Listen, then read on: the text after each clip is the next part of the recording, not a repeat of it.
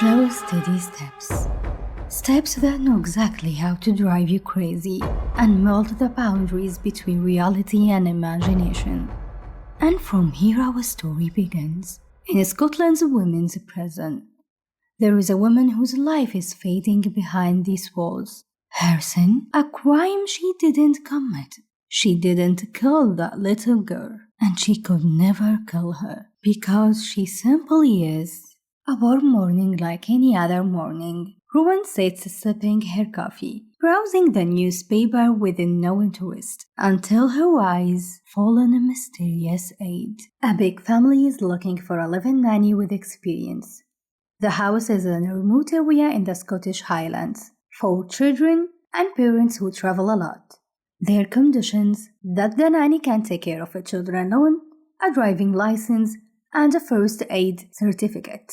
But what caught Rowan's attention wasn't the job details, or the generous salary that in fact seemed suspicious, but the name of the house. Heather Bray House. A name that captured her in a strange way, as if luck had fallen into her hands. It was an opportunity not to be missed. Rowan sent an email to the address provided, introducing herself and showing her wish to work.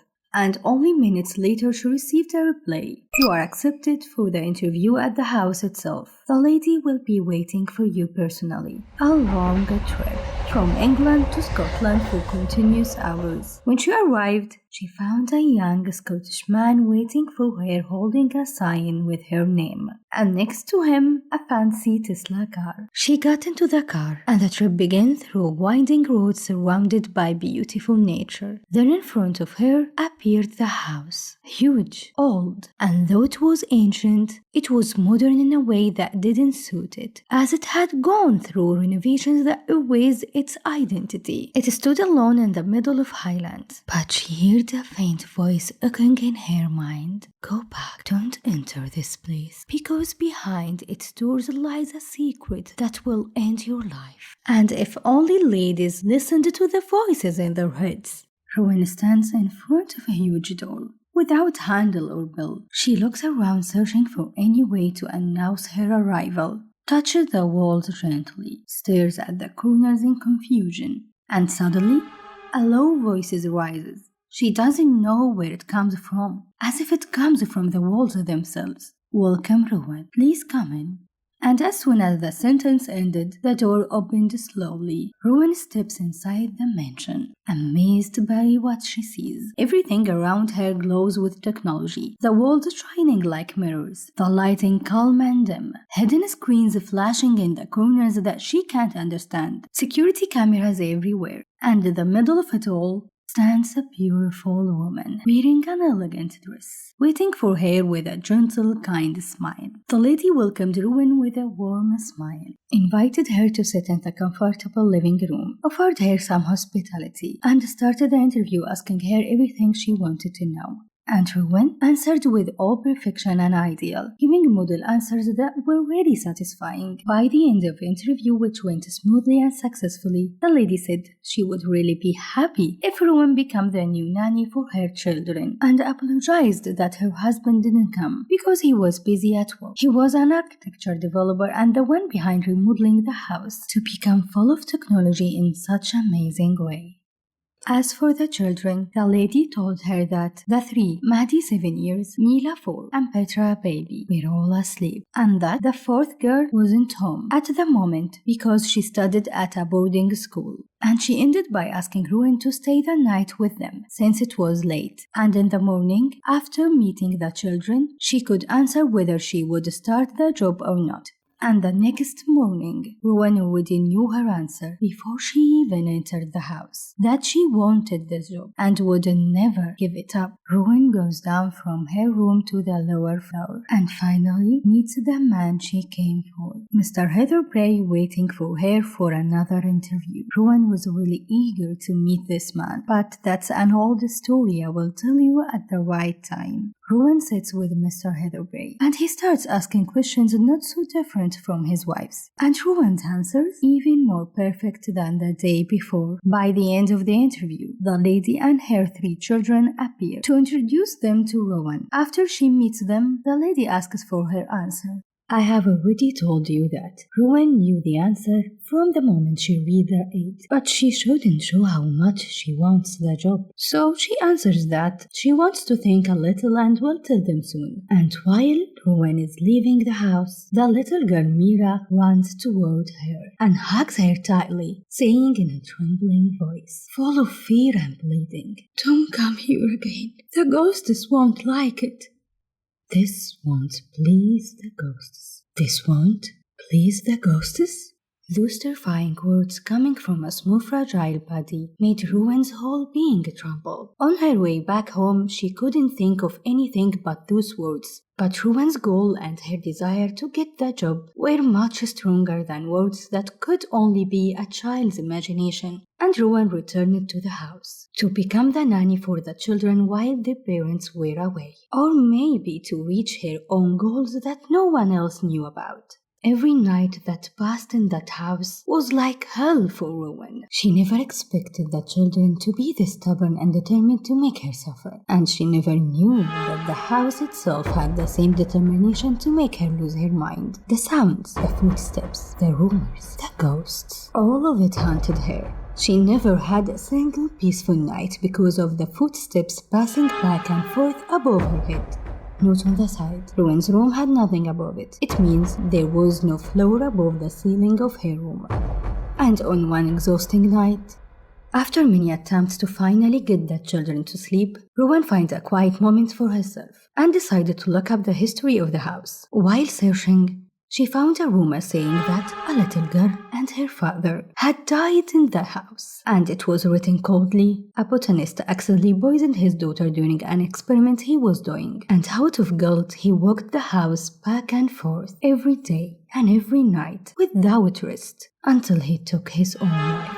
It was a tragic and heartbreaking story, one that made Rowan wonder if those strange sounds, the footsteps, and the whispers belonged to that man. But she quickly decided to push the thought away, convincing herself that ghosts don't exist. Days passed with the same exhausting rhythm. Stubborn children, a house that seemed determined to drive her insane, blurring the line between reality and imagination. But do you know what was the worst thing that ever happened to her? The moment that would truly shatter her life and steal away her youth. But first, close your eyes, listen to my voice, and open up your mind. You are now Rowan.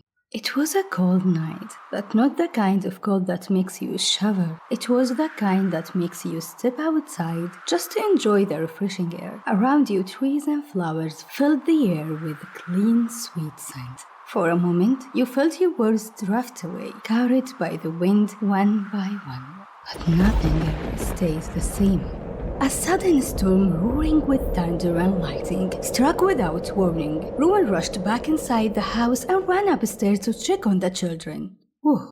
The baby was sleeping peacefully like an angel. Then she went to the other girl's room. The lights were dim, and both appeared to fast asleep. But something felt off. The silence was too heavy to unnatural. She stepped closer, and froze on each bed lay not a child, but a teddy bear stuffed with cotton, tucked under the blanket. Panic raising, Rowan ran through the house searching desperately. No sign of them. She rushed to her own room. Empty. Only the balcony door open. The balcony door is open? That shouldn't be. She was certain she had locked it. A chill ran down her spine, the kind that warns you are about to see something you will never forget. There, on the ground, Maddie, lying motionless, covered in blood, not breathing. Maddie is gone. Rowan fell to her knees, holding the little girl's lifeless body, sobbing in disbelief. Later, in the police station, she sat frozen, unable to see or hear anything around her. And when she finally came back to her senses, she realized she had been accused of killing her own sister.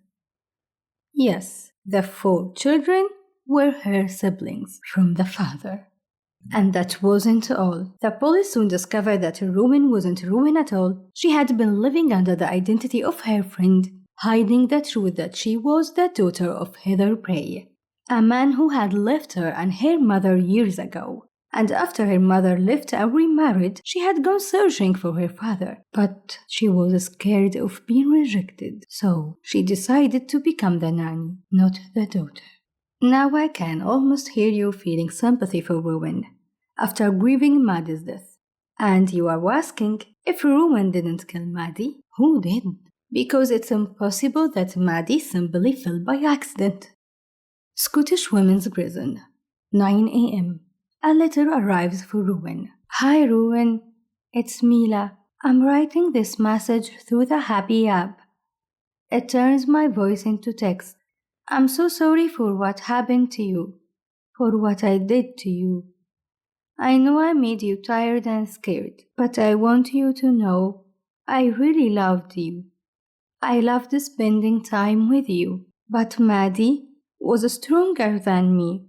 She told me I shouldn't love you because you will take our mother's place. She used to go to the hidden place above your room, the one no one else knew about, to make those creepy noises that scared you every night. One day, Maddie went into your room to mess with your things, and I ran after her to stop her. We argued, and I accidentally pushed her out the window. I'm sorry, Rowan. You didn't kill her. But please, don't tell anyone. Mom and Dad would be so mad at me.